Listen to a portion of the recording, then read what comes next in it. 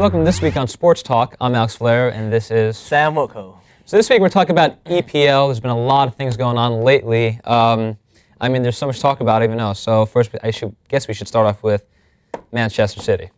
Thoughts? Did you see the game? I saw the game. What did you think of it? Disgrace for the fans and disgrace for the team.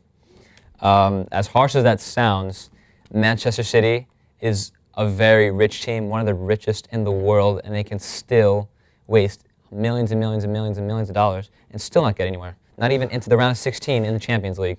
I love the fact that their bench is filled with five-star players who, if they go to any other EPL team, they'll be in the starting 11 and they'll make a difference. But having that many people in this team just seems to have the opposite effect. And they're just making Mancini. People say he's a good coach, but in honesty, he's not. You just can't be, because you're losing everything. And then to lose to Manchester City by Van Persie scoring that last-minute beautiful free kick, or Manchester United beat them rather. They should have had the game from what I saw of it at least. Yeah. But for the first half, I think Manchester City had total. They were out of it for the first half. They're always out of it in the first half. Yeah. That's just how it is. And then the game actually changed when Mario Balotelli got substituted and Tevez came back on. I don't like him as much as I want to go on a tangent about how much I don't like him. Yeah. He doesn't work hard.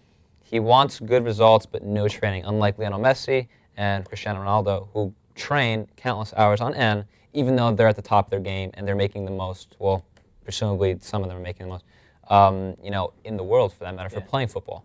And Mario Balotelli expects to go into Manchester City and do nothing but, drink, party, and drive his camel-colored Bentley GT around. Wait, stupid. Did you see the photo of him with the onesie on? Yeah.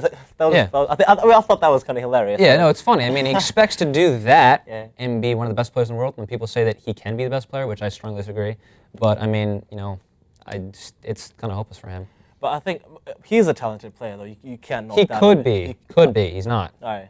That's raw. the way to put it. Can we say it's raw talent then? Raw talent. Right, Yes, there we go. that's good. Without discipline, I think he just falls off the boat. Yeah. But quite honestly, I don't know. He just seems out of it for most part. I think he's more about the show than playing soccer right now. But which I guess goes in part with the fact that he's 21 years old though. I guess you could consider that young. He should. In order to make another step in his career, he has to practice. He can't. He can't. I don't even know how to put it, because I just feel like it's obvious, but he's just not doing the obvious. What do you make of the whole Ferdinand incident at the end of the game? See, that's like a disgrace for the Manchester City fans. You shouldn't be throwing things at the players, especially coming down the field and confronting your own goalie. It's absurd. It really is. I think the fan was actually he was trying to get into a fight with Rio Ferdinand. Well, but going back to it, the game would have been marked down as being one of the classics in terms of goals and possession and all that, and the fact that Manchester City were on the verge of a comeback. But that little, how long was it? 10-second incident just murdered the whole thing, just ruined the whole thing, and now we're hearing reports of 9 arrests due to racism chants. And we're right back into it. After the John Terry incident, we thought we were out of it. Nope, it just keeps going back. A little circle. Tell me about Chelsea. What do you? Chelsea. I know. Go ahead. See, I know you're a Chelsea fan. Yes. But with that said, where are they? Where are they going? Well, I can tell you where they are. They're in 3rd place. Due to luck. Out of recent incident, okay, luck. Well, luck's obviously in it, but the way they've been playing, some of the games they've lost where they shouldn't have lost. They beat Nord, may I add, 6-1, which is, it's like me playing, 3rd grader in soccer. Well, I think if people were watching this in Denmark, they'd probably want your head on a stick or something like that. I speak my mind. All right, go ahead. So but with that said, they could do better. They are one of the best teams in the EPL. That goes without saying. But like you said before, they'll finish top 5. I think if you remember this, beginning of October, they were in 1st place. How many points were they? They were 4 or 5 points clear. 4 or 5 right? points, yeah. The one thing I do like about them, well, minus the 7, that it was a 7-game run, which they Yeah. just drew everything and Yeah. lost really, really awfully. Just But minus that, if they can recapture the form that they had in the beginning of the season, they're right back into it. because I remember at the beginning of the season, everyone was saying, or all the big game commenters saying, Yeah. Chelsea's a force to be reckoned with. Yeah. They're going to be making plays. They're going to be scoring goals. They're going to be at the top of the top of the table. Yes. Are they now? No, they're slacking a bit. I mean, I guess they're losing sight of what they really are. I mean, what they're trying to do. Well, the one positive note is the fact that Fernando Torres is actually scoring Yeah. now, and the BBC can stop with those little meters that they run. It's really annoying. but what do you call it? The one thing, I mean, they do have a chance of actually finishing. If they try, they have to try. They have the talent. I mean, they have Eden Hazard, Juan Mata, Yeah. Fernando Torres. Torres. Sturridge, who's been injured, but he hasn't had the perfect start of the season. Frank Lampard, who's just come back from injury, and John Terry, who's actually injured right now. See, I mean, I think it was unlucky for them to lose those 7 games. I really don't think you'll see that in the remainder of the season. Yeah, I mean, even when they do come back and get pull everything together, coaches working well with all the players, and the players aren't all hurt. I think they're still going to have one factor that's going to, separate them from the top of the table, and that's Manchester United. And I mean, yes, they've been being scored on in every game they've basically played this season, but they still come back. I mean, Van Persie and Wayne Rooney, as much as I dislike Wayne Rooney, they're a formidable opponent up at the up in the front too. I was reading an article, and the writer actually stated they did a little statistic thing. And without the goals that Robin Van Persie scored, Manchester United would be in 10th place. See, with that said, that's why they bought him, because he's a fantastic player. Fantastic. And they didn't have to spend $50 million and wait 6 months for him to start scoring.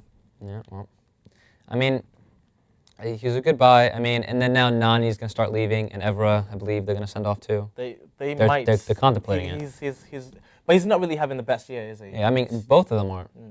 So, I mean, to get rid of Nani, you said he was going to go play at a French club. He might go. I mean, I think that would be the best suit because he'd be back home and everything. And players actually tend to play better in home soil. Yeah, home soil. I mean, they're going to have to try. I mean, and they're going to have to, first thing is going to have to find a couple players that are going to fill in that spot and play the spot well. With that being said, what do you think, what kind of activities do you expect in this coming EPL transfer window? Transfer window. To be honest, I haven't thought too much about it. Yeah. But Man City says Balotelli is still staying there. He's not going anywhere, which I feel is a fault because they're wasting so much money on him. But I mean, he's staying.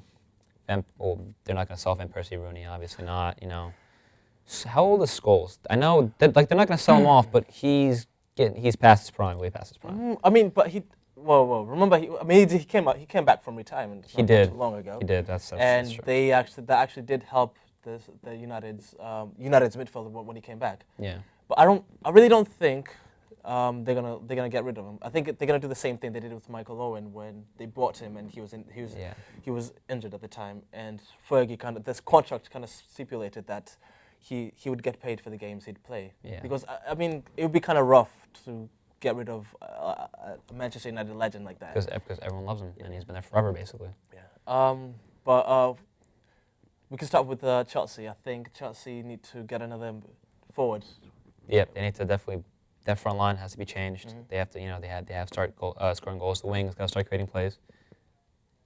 And I mean, that's just how it's gonna have to go. Manchester United is gonna have to fix that back line so they can stop getting scored on, because it's irritating always getting scored on 2 goals and then having to come back and win 4-2 or 3-2, which is irritating. You know what really agitates me about that is, as I'm watching as a Chelsea fan, I'm watching, it's the 40th minute, United's like down 2-0. And I'm like, yes, Chelsea actually might have brought something out here.